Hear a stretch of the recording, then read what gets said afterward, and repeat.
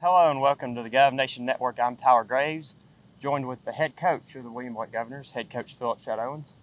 Thank you for doing this, Coach. Absolutely. This is Wednesday's walkthrough with Coach Shadowens.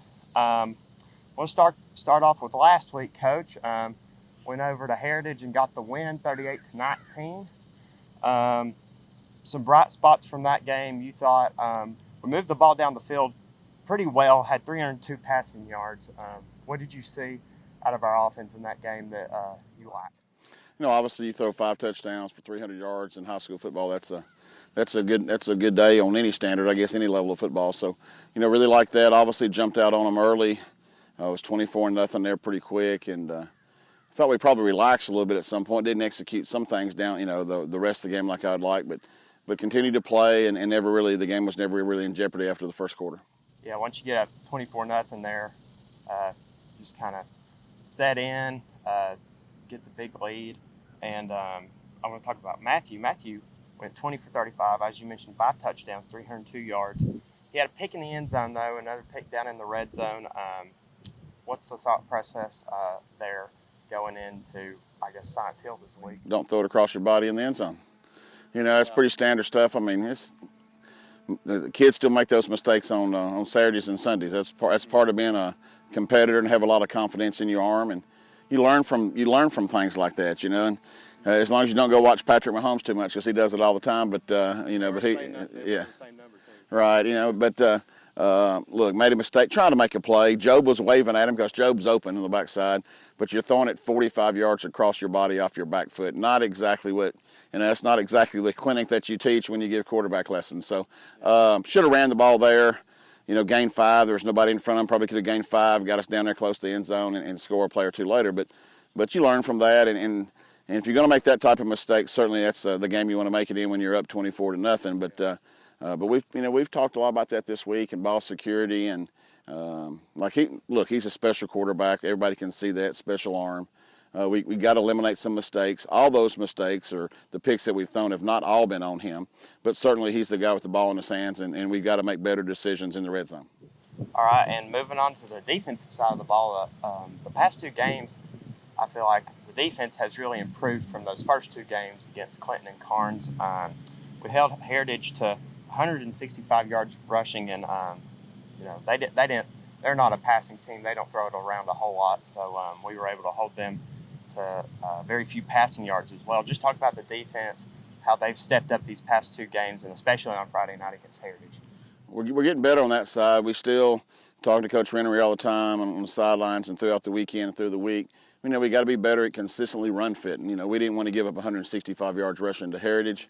Because that means ball control and it take a lot of time off the clock and those type of things. But we're certainly getting better every week. And, we've had some new kids kind of every week because there's been, between injuries and COVID and all the things that you're facing, with the circumstance the way it is in society right now, we're still getting new bodies in. It seems like we got somebody new every week. So we've got to continue to get better, to continue to gel together. We have seen improvement the last 2 weeks, and it's just, Coach Winnery and I, when we talked before game 1, he said, Coach, we're going to be a whole lot better week 6, 7, 8, 9 with our defense than we probably are early on. It's just a matter of finding out, what our kids can do on a Friday night and putting them in the best positions to win.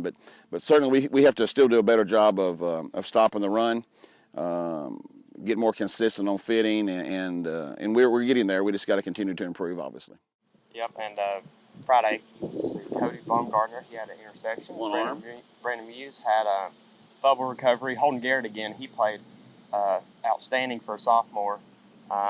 Just talk about, I guess, any other players maybe on offense. I know Job in LA had some pretty good games on Friday. Any players that stood out to you Friday night? There's some. Obviously, Cody Baumgartner, knowing that he had to have surgery on his thumb on Monday, to go out there, cast it up, knowing he's having surgery on Monday. I thought, Cody's been consistent. He's probably been our most consistent defender, all year long. And then to get the pick, with one hand, the big cast on his other arm to get the pick, was obviously, something fun to see. He had a successful surgery on Monday. He'll be back in 2 weeks. So it's another one that we lose. I mean, we lost him technically against Jeff County, but he was able to play one more week before the surgery. But I think our linebackers are getting better. I think Holden's a sophomore. You mentioned Holden. Got a long way to go to be great, which is what he wants to be. He's got great work ethic. He's a typical sophomore. There's a reason why a lot of sophomores don't play linebacker in 6A football. I mean, that's a tough position, a physical position. And obviously, the bigger and stronger you get, the better off you are there. But certainly make some improvements. Muse was better. Friday night, he's coming back from missing the first couple of weeks and still has the broken thumb, playing in a cast. Offensively, obviously, you can talk about receivers all day long, but I thought our offensive line did a better job of protecting us. And Jaden Deibler, who's playing offensive tackle at a very lightweight and also playing defensive end, I really love that kid. I think he's just a tough football player, kind of undersized for both positions that he's playing, but is making a lot of plays for us. And, our consistent guy inside has been Jonah Lee, at center and also playing, more defense than we want him to. It's tough to play both ways on a Friday night, but, he's played really well for us and kind of leads our offensive line and gets us into the right protections. Him along with Matthew, but a lot of bright spots, Friday night when you win. Got to play a lot of kids because we had that kind of lead and, gave them some points there at the end of the game they didn't really want to give, but you also want to get some experience for some other guys that have worked hard in practice as well. But now onward, that game's over with. It's just 1 week. We try not to make a big deal of that game until the week of it, and as soon as it's over, it's over. It's great to celebrate with the bell, and now let's go on to the next one. Yep, and speaking of our next game, we're going to be making the trip up 81 to Science Hill to take on the Hilltoppers at Steve Spurrier Field.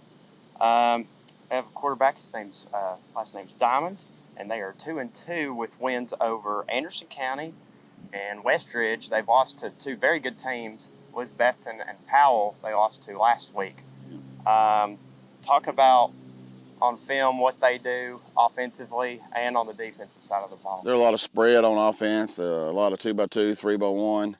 Play with some H-back, a big physical tailback. They're probably at 195, I guess. Quarterback, is what they believe to be their best player. We've seen him on video, and he can do some really good things. They have played good competition. Elizabethton beat them really bad early in the year, and then last week Powell beat them, really bad as well. They did beat a good Anderson County team. They beat a really solid West Ridge tough team. Good football team, picked to win our region at the start of the year. Probably still is the favorite, still the favorite to win our region. Certainly going to be a challenge. They throw the ball around the yard, and it's going to be a challenge for our defense because they also can run the football. So as far as defensively, they run a 3-4, just an odd front that we've seen 2 or 3 times this year. A lot of blitzing of linebackers. They try to do a lot of twisting and, try to make some issues for your offensive linemen and dissecting what they do. But we've worked really hard this week in practice. Probably had our best Tuesday practice of the year yesterday because it was grueling. It's back to being almost 90. And, as the year gets on, you win week 5 of the season. This is week 9 of practice. It kind of takes its toll, but our kids really fought through the heat yesterday, had a great 2-hour practice, and the end of practice was as good as the beginning, which is something we've really tried to stress to our kids because we feel like, look, we got to play a lot of kids both sides. We got to work on finishing games and playing 4 quarters, and I think this week that's the key. We've got to play 4 really good quarters. You can't start bad. You can't finish bad. You need to play 4 consistent, hard-nosed, tough quarters, and if you do that, you have a chance to win a game. This interview is brought to you by Prep Sports HD, nationwide prep sports live streaming. Visit prepsportshd.com.